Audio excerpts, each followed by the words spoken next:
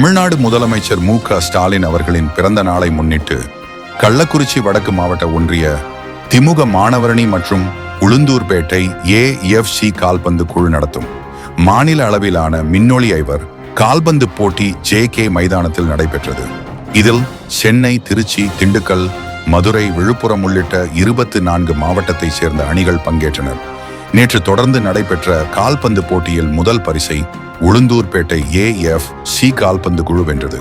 2ஆம் பரிசை விழுப்புரம் கால்பந்து கழகமும், 3ஆம் பரிசுகளை ராகுல் கால்பந்து கழகமும், 4ஆம் பரிசினை சென்னை ஆதம்பாக்கம் கால்பந்து கழகமும் வென்றது. இப்போட்டியை துவக்கி வைத்த உளுந்தூர்பேட்டை நகர் மன்ற துணைத் தலைவர் US வைத்தியநாதன் அனைத்து சுற்றிலும் சிறப்பாக விளையாடிய வீரர்களை பாராட்டி வாழ்த்தினார். இறுதியாக பரிசளிப்பு நிகழ்ச்சியானது நடைபெற்றது. இதில் முதல் பரிசு 50,000 ரொக்கத்தை திமுக ஒன்றிய மாணவர் அணி அமைப்பாளர் KGR ராம்குமார் மற்றும் கள்ளக்குறிச்சி வடக்கு மாவட்ட மாணவர் அணி துணை அமைப்பாளர் குருராஜ் அவர்களும் இணைந்து வழங்கினார்கள்.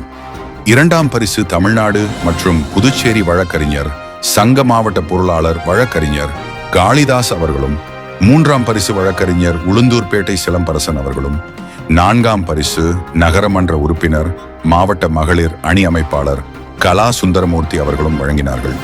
இப்போட்டியை அருண், சிலம்பரசன், T. அருண், புஷ்பராஜ் உள்ளிட்டோர் முன்னின்று ஒருங்கிணைத்தார் என்பது குறிப்பிடத்தக்கது.